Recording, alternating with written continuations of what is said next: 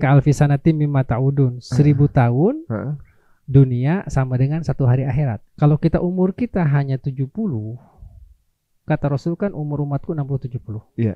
Umur kita 70 berarti baru 1 jam Baru setengah, 1 jam. belum 2 jam. Sementara di akhirat itu 1 hari, 1 bulan, 1 tahun, bermiliar tahun, dan infinity kan, tidak ada akhirnya kan.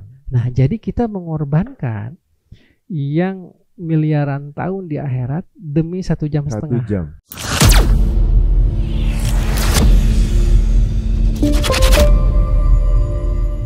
Dengan hartamu. Oke. Nah, berjihad dengan harta. Di sini ada yang menarik. Kenapa Tuhan Allah Subhanahu wa taala menyebut berjuang dengan harta dulu? Kalimatnya itu harta dulu, baru dengan jiwa. Nah, ulama ada 2 tafsir di sini. Yang pertama, it is impossible to do any kind of jihad unless you have money.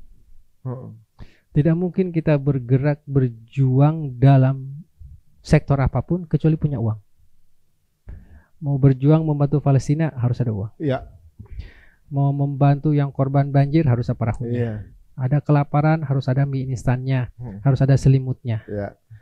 Ada kelaparan di Bangladesh harus ada pasukan ke sana. Biaya semua tuh. Semuanya uang. Ada masjid runtuh harus dibangun lagi, perlu uang. Jadi tidak mungkin ada jihad kecuali perlu duit. Nah, itu satu. Ya. Yang kedua, ini gradual katanya, step by step. La yumkin atudahi bihayatika mubasyaratan, hada sa'ab, walakin tabda bimalika wa hada ashab. Jadi tidak mungkin kita itu langsung mengorbankan jiwa. Berat itu. Ya. Tapi jika lo ngirim selimut, ngirim obat-obatan, ngirim uang, ngirim makanan, itu masih bisa. Jadi step by step. Nah, tetapi yang menarik yang pertama ini, tidak mungkin kita berjuang apapun kecuali ada uangnya. Nah, itu kesalahan pertama. Kesalahan kedua, salah menafsirkan pengertian zuhud. Wah, ini kita harus zuhud nih. Ya. Nah, zuhud itu sesungguhnya bukan meninggalkan dunia. Karena kita tidak akan pernah bisa meninggalkan dunia. Karena kita adalah bagian dari dunia. Makhluk dunia ya. Oke.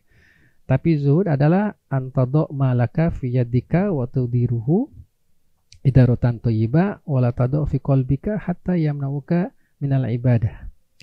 Bagaimana kita menaruh harta di tangan kita, mengelolanya dengan baik dan tidak dimasukkan ke dalam hati kita sedemikian rupa menghalangi ibadah kepada Allah Subhanahu wa taala. Oh, itu arti. Jadi kita aslinya. Zuhud itu bukan pergi ke Gunung Uzlah, tidak mau melihat uang, tidak mau berbisnis. Tetapi bagaimana kita mengelola bisnis tetapi tidak sampai menjauhkan kita dari Allah Subhanahu wa taala. Nah, itu zuhud. Zuhud tuh ya. Oke.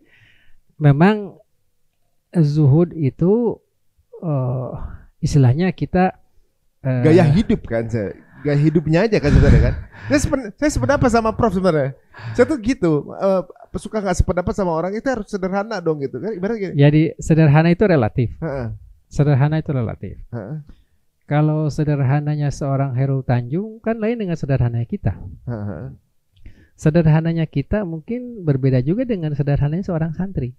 Iya. Oke. Gitu. Iya. Jadi sederhana itu relatif. Oke, yang penting nanti akan saya sebutkan ini korelasinya. Pertanyaan berikutnya, Pak Syafi, bolehkah kita kaya sekaya-kayanya? Jawabannya boleh, tapi ada 3 syarat. Oke, kita boleh kaya sekaya-kayanya karena dalam Al-Quran, dalam Al-Hadis tidak ada yang mengatakan kamu dilarang kaya. Tidak ada itu. Dilarang tidak ada. Tetap. Jadi malah nggak boleh, kita nggak boleh fakir kan? Justru ada doa, Allahumma inni a'udzubika minal fakri wa adzabil kubri. Ya Allah, aku jauhkanlah dari kefakiran dan azab kubur. Ada doanya seperti itu. Ada juga nasnya ada. Zikir sore Allahumma inni minal kufri wal fakr wa adzabil kubri. Iya, jadi itu minal kufri wal fakri wa adzabil kubri. Jauhkan dari kefakiran, dari kekafiran dan azab kubur. Itu 3 serangkai itu. Berarti kan kita dilarang untuk jadi fakir. Nah, kita boleh kaya dengan sekaya-kayanya dengan 3 syarat. 1, halal. Halal secara syariah dan Ya. halal secara negara. Ya. Artinya aturan-aturan syariahnya terpenuhi. Oh, halal dan thayyib lah ya. Halal dan thayyiban. Yang kedua, tidak ada aturan pemerintah, aturan negara yang dilanggar. Heeh. Walaupun dalam Al-Quran tidak ada larangan lampu merah, lampu kuning, lampu hijau. Heeh. Tetapi itu aturan kesepakatan kita. Ya. Jikalau kuning kamu siap-siap berhenti ya. Heeh. Merah berhenti gitu kan, hijau jalan. Heeh. Demikian juga kita nggak boleh berjualan di trotoar. Heeh. Itu kan kesepakatan-kesepakatan negara. Heeh. Jadi kita harus sesuai dengan syariah, halal syariah dan halal negara. Ya. Yang kedua, harus rendah hati. Oh, ya gaya hidup tadi itu berarti Oke, kan. Heeh. jadi kita boleh sekaya-kayanya tetapi rendah hati, tidak boleh sombong. Heeh. Karena kan salah satu kecenderungan sombong itu pertama, jikalau Anda berkuasa, itu potensi sombongnya Ya, besar. berkuasa kaya gitu ya. Yang kedua, jikalau Anda pintar. Heeh. Orang pintar itu, ini ada profesor, ada doktor, itu nggak mau dikasih tahu tuh biasanya. Ya. Jadi dia ada kecenderungan untuk sombong, orang yang pintar itu. Heeh. Yang ketiga, tampan atau cantik. Ya. Itu juga ada potensi sombong juga. Demikian juga jikalau dia terkenal. Nah, iya tuh macam-macam tuh. Oke. Dan termasuk juga potensi sombong adalah orang yang banyak harta. Jadi potensi sombongnya ini boleh Anda kaya sekaya-kayanya tapi harus rendah hati. Karena hadza min fadlir Rabbi, ini dari Allah Subhanahu wa taala. Kalau kamu jadi penyanyi terkenal, satu kali tampil 1 miliar rupiah, bisa jadi pita suaranya dimatikan sama Allah, selesai. Selesai udah. Kamu pemain basket, terkelir kakinya, patah, nggak bisa dijalanin lagi. Nah, itu yang kedua, halal, rendah hati. Dan yang ketiga, berbagi, yang wajib maupun yang sunnah. Jadi yang wajibnya artinya zakatnya kita beresin, infak sodakonya kita beresin, ditambah dia begitu banyak membantu kemanusiaan. Itu kalau di satu daerah ada orang super kaya, tetapi dia super rendah hati dan super dermawan, dia akan didoain orang sekampung. Masya Allah, iya bener juga tuh kan? Iya kan? Impactnya malah lebih bagus kan? Jadi kan tadi halal itu kan berarti dari hutannya aman, sungainya aman, tidak ada aturan yang dilanggar, halalan thayyiba, clear. Kemudian dia Masya Allah berbau dengan masyarakat. Di masjid dia biasa aja, silaturahim biasa, rendah hati. Di atas itu dia berbagi. Komplit itu ya. Nah, itulah kaya-kayanya jadi boleh. Oh, asal 3 elemen itu sombong di dalam ini ya. Dalam yang kedua. Di dalam yang kedua ya.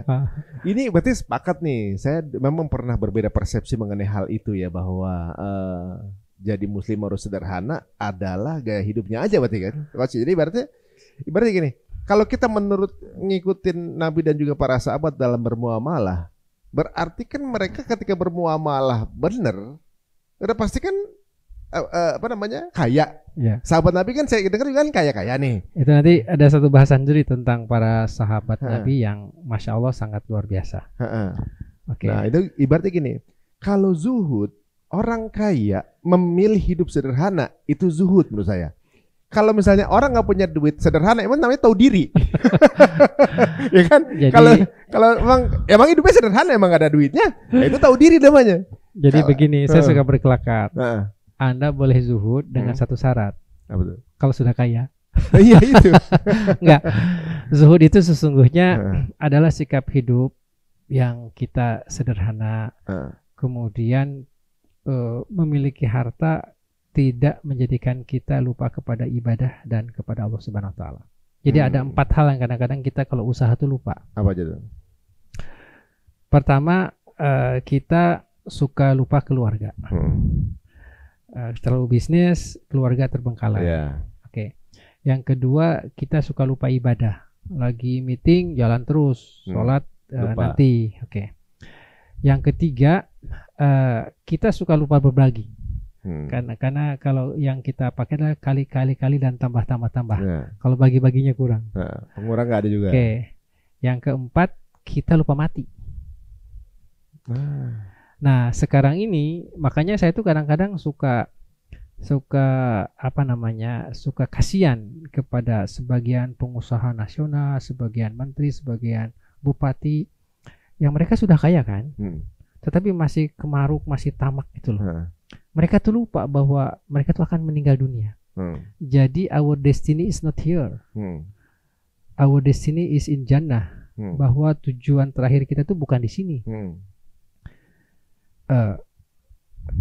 Kehidupan dunia dibandingkan dengan hari di akhirat kan cuman 1,5 jam. Akhirat, 1 hari di akhirat kan 1000 tahun. Jikalau kita berumur 1000 tahun itu kan 24 jam tuh. Saya ulangi ya. Saya ulangi ya. Jadi hitungan Ka'alfi sanatin mimma ta'udun. 1000 tahun dunia sama dengan 1 hari akhirat. Berarti 1 kali hidup itu 1 jam tadi? 1,5 jam. Kalau kita hidup 60 hingga 70 tahun, kita konversiin jadi ya?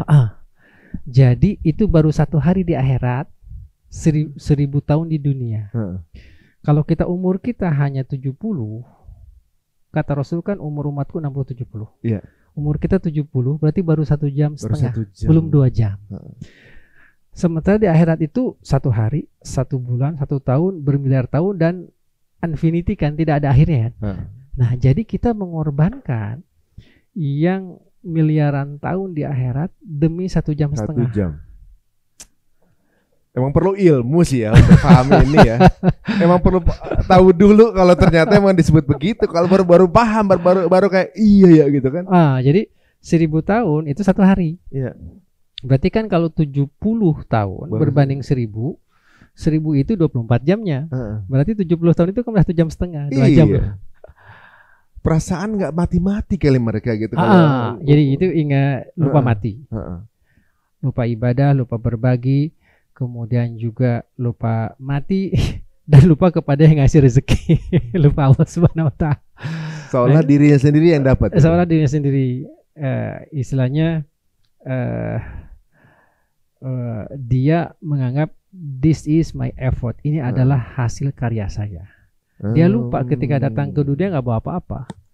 Kan kita datang ke dunia, wallahu akhrajakum min butuni ummahatikum la ta'lamuna syai'a wa jalalakumus sam'a wal absar wal afidah la'alakum tashkurun.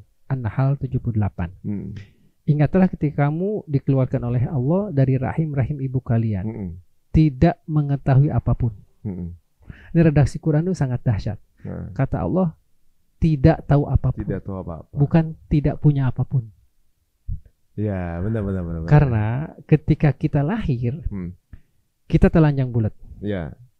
Tidak tahu nama ayah, tidak tahu nama ibu, tidak tahu di rumah sakit mana, dan kadang-kadang 7 hari 7 malam belum bernama. Ya. Ayah kita narik ke pemain bola, ibu narik ke nama Rasul. Ya. Kakek ada Jawa atau Sunda atau Batak. Jadi Muhammad Ronaldo kadang-kadang gitu kan. Ya, Muhammad Ronaldo kata Sasmita. Ya benar. Ya gitu. Nah, kata Allah, wa jalalakumus sam'a, aku berikan kamu pendengaran. Wal absor, aku berikan penglihatan. Wal afidah, berikan pemikiran. Berkembang dari mulai TK, kemudian SD, SMP, SMA, kuliah, bisa jadi pengusaha, bisa jadi pejabat, punya duit banyak. Tapi lupa. Atau nggak pernah diajarin jadi nggak tahu. Nah, jadi kata Allah, padahal ini semua adalah untuk bersyukur kepada Allah Subhanahu wa taala. Nah, jadi tapi yang indahnya dalam Islam itu ketika kita ingat mati, bukannya kita menjadi diam masuk ke gua. Tidak. Justru ketika kita diingatkan akan kematian, kita speednya dipercepat. Kenapa coba? Mumpung dikasih umur. Memaksimalkan waktunya yang tersisa. Nah, ketika kita diingatkan mati, kita itu memilih karya yang paling berimpak.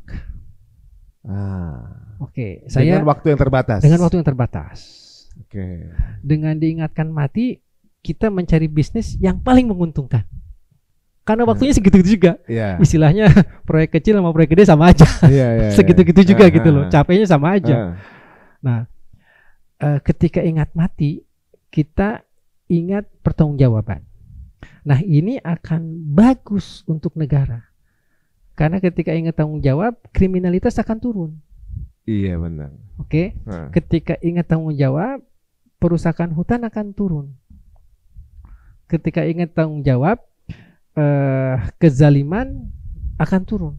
Nah, jadi sesungguhnya ingat mati itu dalam Islam itu merupakan satu lokomotif yang mendorong bisnis menjadi bagus gitu loh. Bukan kita zuhud negatif kemudian pergi ke gunung, pergi ke gua, mengatakan saya harus selamat. Nah, justru enggak, kita itu harus terjun ke pasar. Terjun ke pasar, melihat kemungkaran, kita perhatikan dan kita cari bagaimana menyelesaikannya. Makanya saya suka berkelakar gini.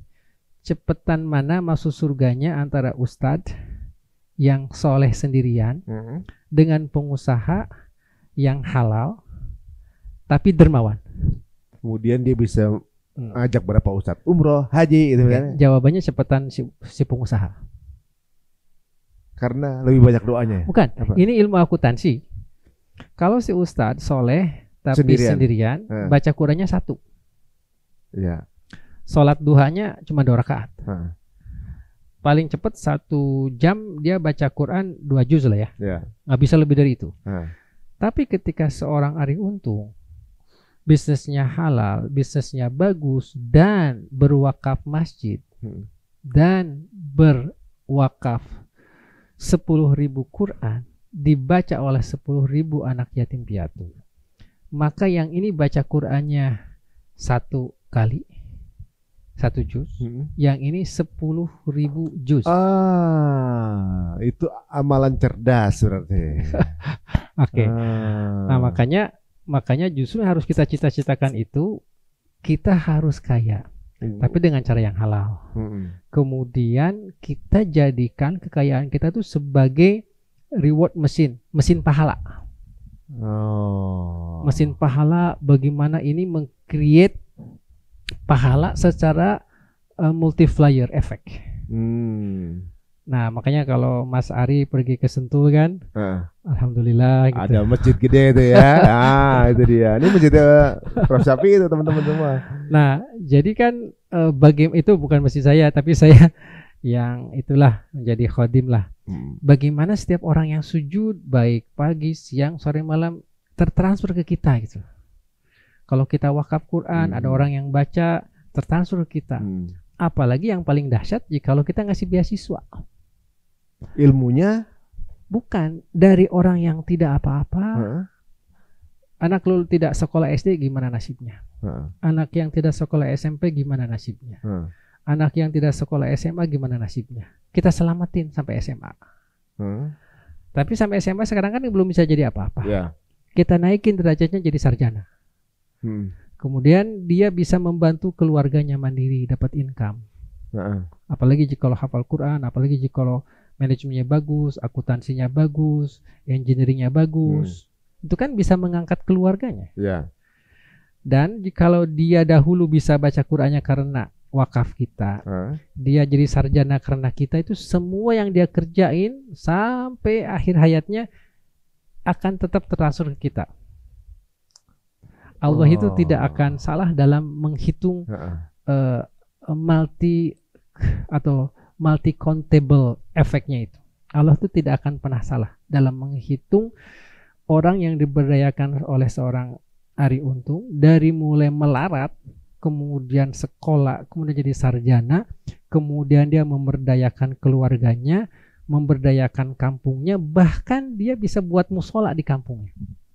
Itu tuh akan jalan terus. Semua. Jalan terus.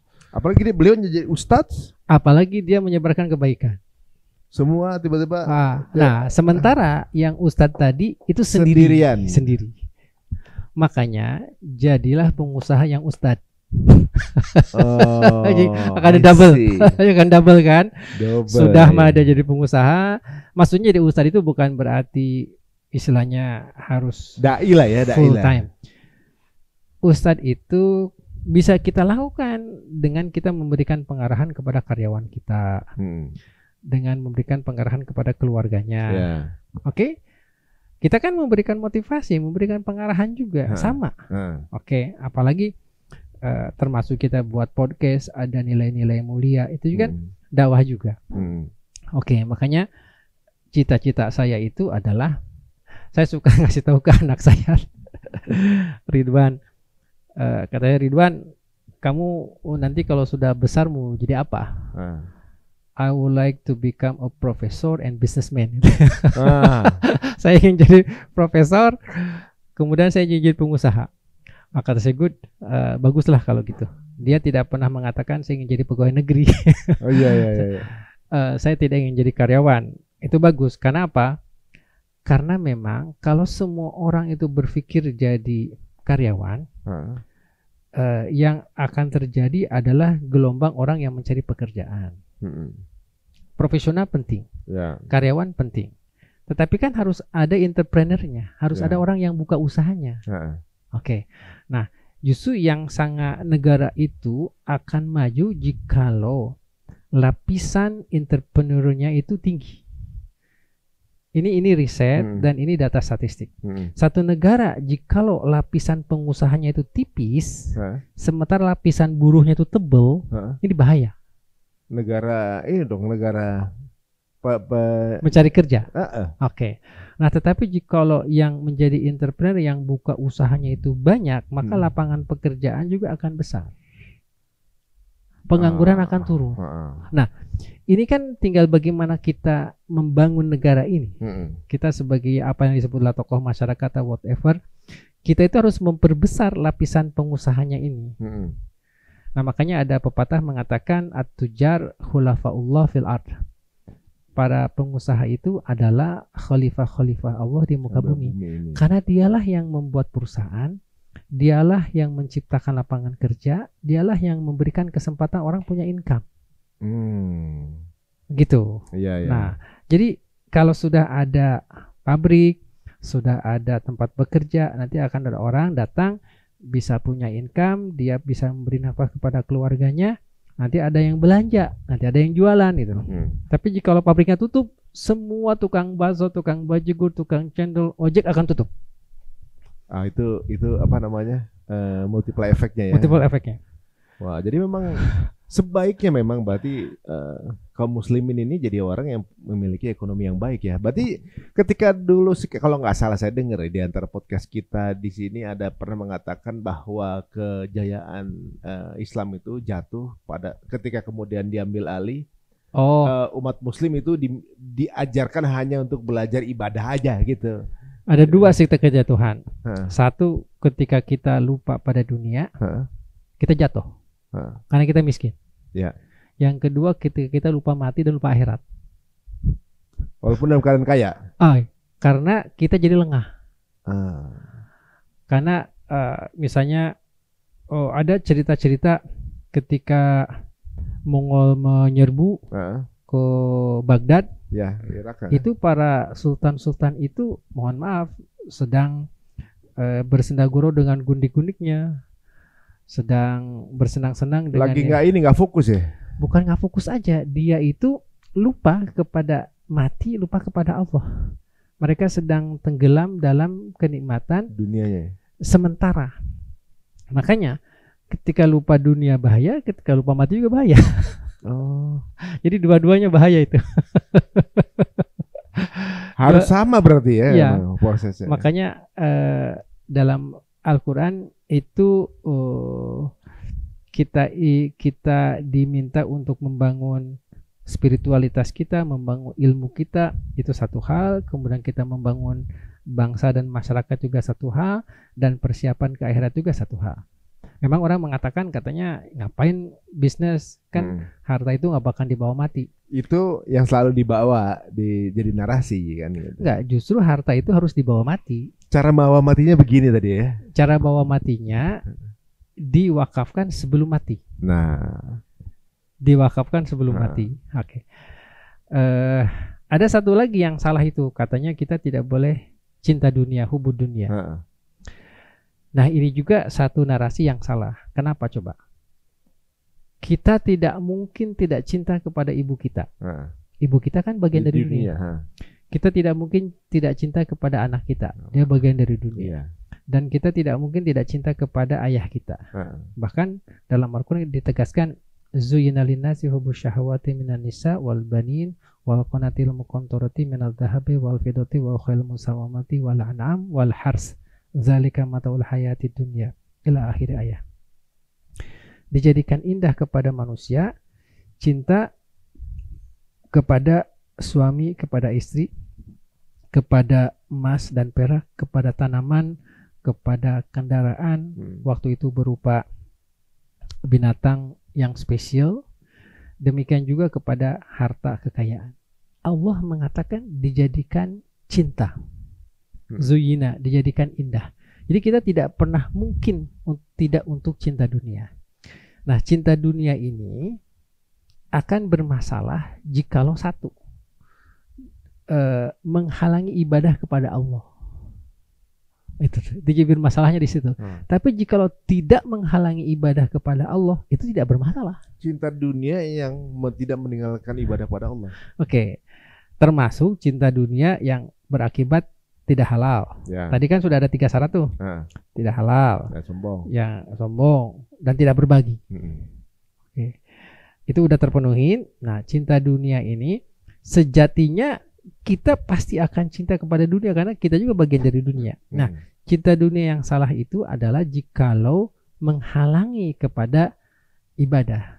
Saya suka ngasih contoh yang sangat ekstrim ya tentang cinta dunia ini. Kata saya ini pergi ke pasar Keramat Jati. Di situ ada kios yang gede. Contohnya harus ekstrim supaya mudah diingat. Ya. Ada tuan toko, masya Allah, dia punya tokonya gede, karyawannya banyak, dagangannya laku. Tokonya 3 lantai. Di depannya ada yang jualan tahu tempe dalam nampah. Ingat ya nampah ya? Sayur lah gitu, sayur, tahu, tempe, kemudian ikan teri gitu kan. Subhanallahnya, si yang jualan tahu, tempe, ikan teri ini begitu azan subuh dia sibuk melayanin. Sampai dari malam, dari mulai Isya sudah dia buka. Sholat Isya lewat, sholat subuh juga lewat, maghrib juga dia lagi cari dedaunan di kebun. Jadi maghrib lewat, Isya lewat, subuh lewat. 3 sholat dia nggak sholat. Sholat zuhur dia lagi tidur, asar siap-siap lagi untuk jualan. Jadi dia 1 hari 1 malam itu nggak sholat. Yang dikerjain adalah jualan tahu tempe sama teri. Oke. Sementara yang punya tokonya itu masya Allah bisnisnya bagus, miliaran, karyawannya puluhan. Ketika azan dia tutup tokonya. Mari kita sholat dulu berjamaah. Pertanyaan saya, yang lebih hubud dunia siapa? Malah yang bukan yang kaya berarti. Yang jualan di depan atau yang tuan toko? Yang jualan depan berarti. Oke, itu yang hubud dunia kan?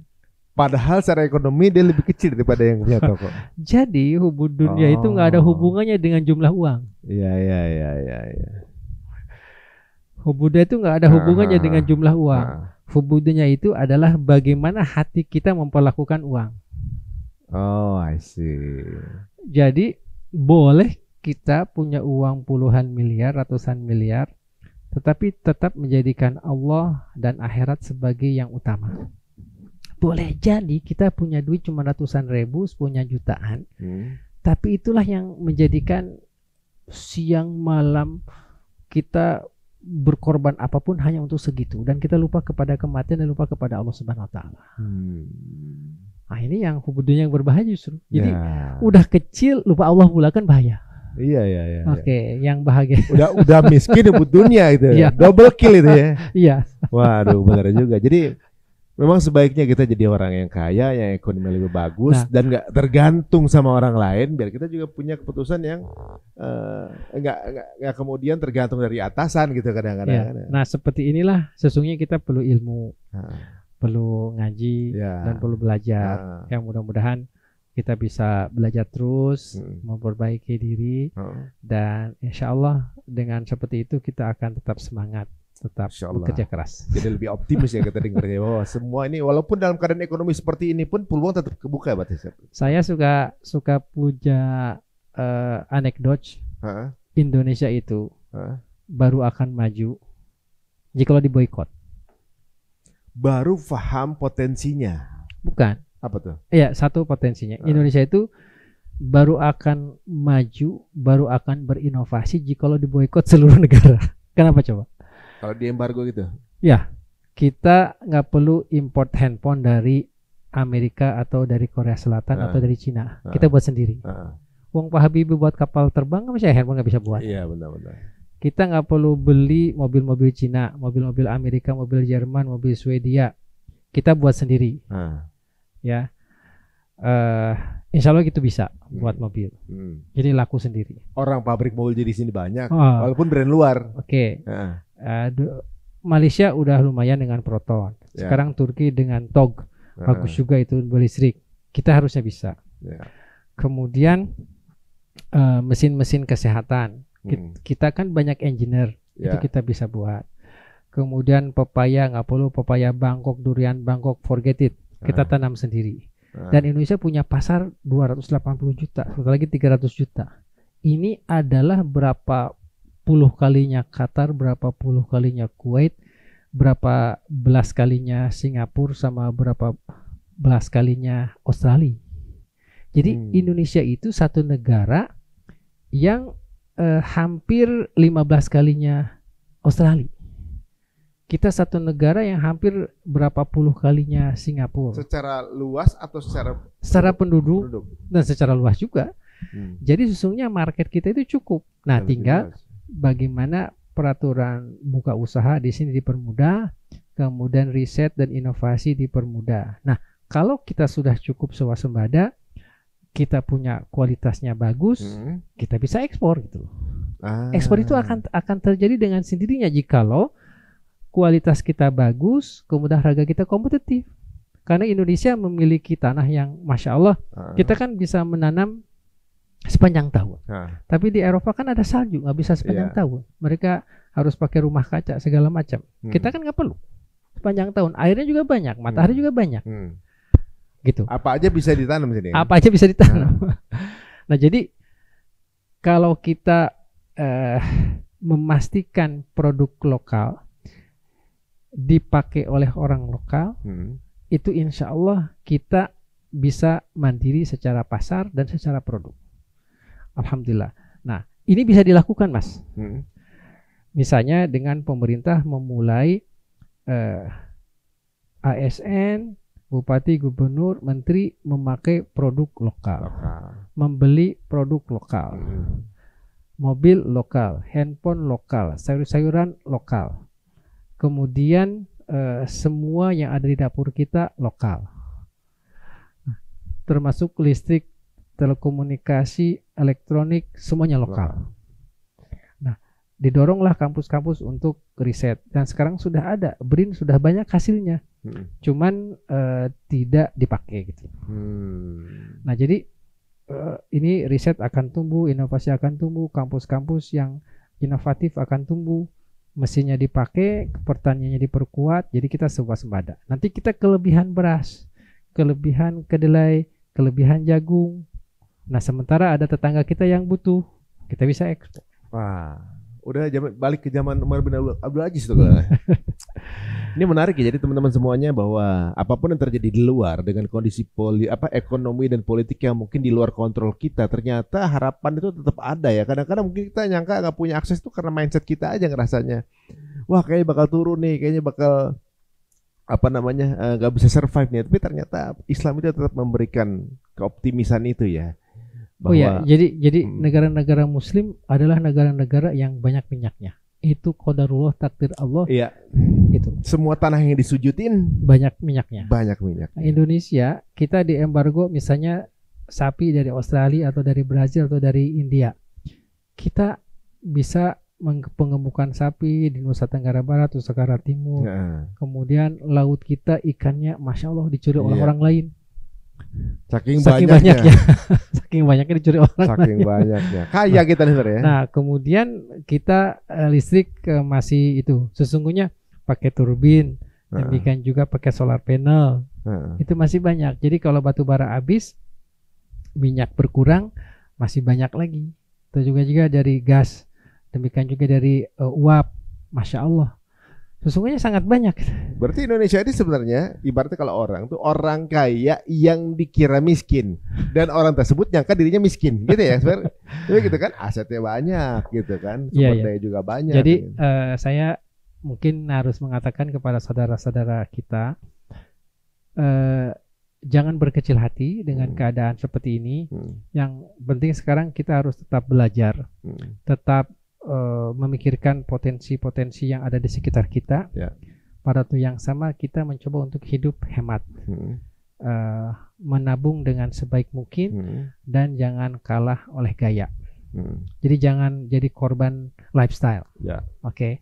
Insya Allah dengan hidup hemat, sederhana, proporsional lah ya. Kemudian kita memaksimalkan potensi kita, bahasa Inggris, bahasa Arab, digital marketing, kemudian copywriting kita kuasain, bisnis yang kita gelutin, kita coba pikirkan. Insya Allah di balik kesulitan itu kita masih punya Allah Subhanahu Wa Taala. Allah berikan negara yang sangat kaya dengan natural resources-nya. Kemudian market kita juga besar.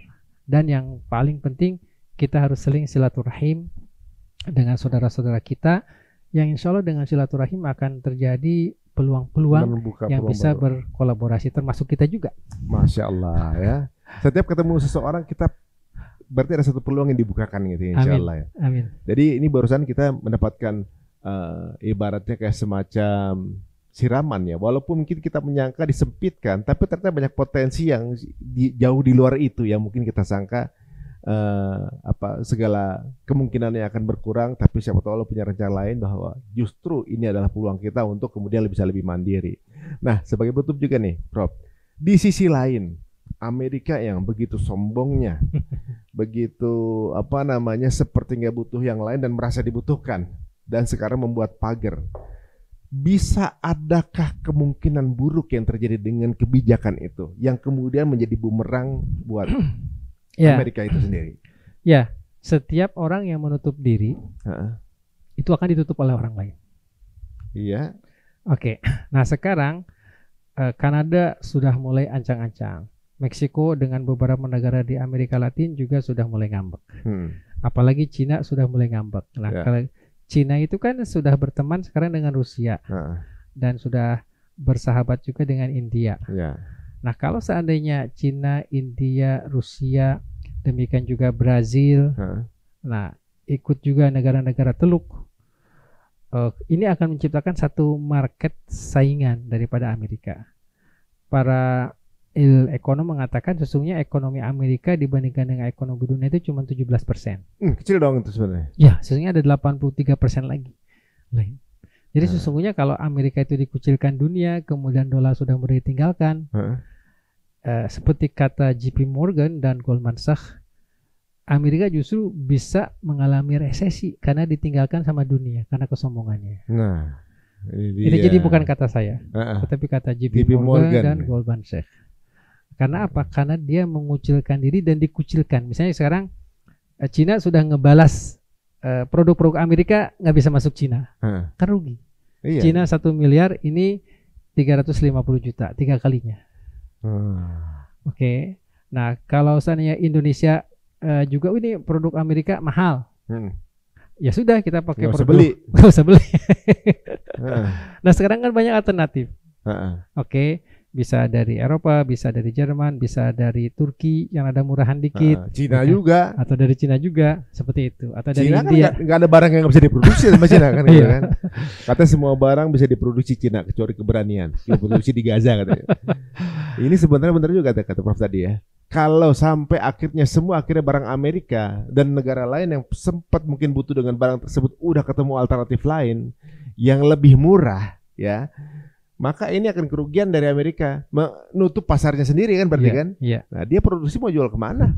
Orang yang jual ke Amerika juga males gitu, soalnya mahal kan. Ya mudah-mudahan justru kita akan tergali potensi-potensi kita nggak pernah tahu, siapa tahu ada rezeki yang datang dari tempat-tempat yang tidak diduga, tapi dengan syarat harus nyari ya Prof ya. Aduh, jazakallahu khairan waktunya Prof ya. Amin, sama-sama. Dari kita ngomongin politik luar negeri sampai akhirnya kita mendapat pencerahan secara diri kita ya, minimal mindset kita kemudian dibuka. Insya Allah jadi umat Muslim jadi umat-umat yang wealthy ya. Amin. Jadi umat-umat yang menjadi solusi bagi saudaranya, memberikan banyak sekali manfaat buat orang lain. Amin. Seperti halnya Prof. Syafi'i ini. Amin amin. Adanya Bank Syariah di Indonesia salah satunya mungkin wasilahnya beliau juga ya. Amin. Bayangin Bank Syariah di Indonesia yang menggagas seorang mualaf nih kan. Dari dulu orang Islam sendiri nggak belajar dong. Ya Masya Allah, amin. Alhamdulillah sekarang kita bisa menikmati dan juga mungkin berakad udah lebih tenang dengan adanya Bank Syariah. Nah sekarang ini mungkin akan banyak sekali ke depannya ilmu-ilmu yang kita akan pelajari dari beliau. Semoga diberikan kesehatan dan melindungi Allah juga selalu melindungi beliau. Terima kasih atas waktunya. Sampai ketemu lagi di episode berikutnya. Teman-teman semua, jika dirasa menarik, silakan share sebanyak-banyak tayangan ini. Sampai ketemu lagi di episode berikutnya dari Cerita Untung. Assalamualaikum warahmatullahi wabarakatuh.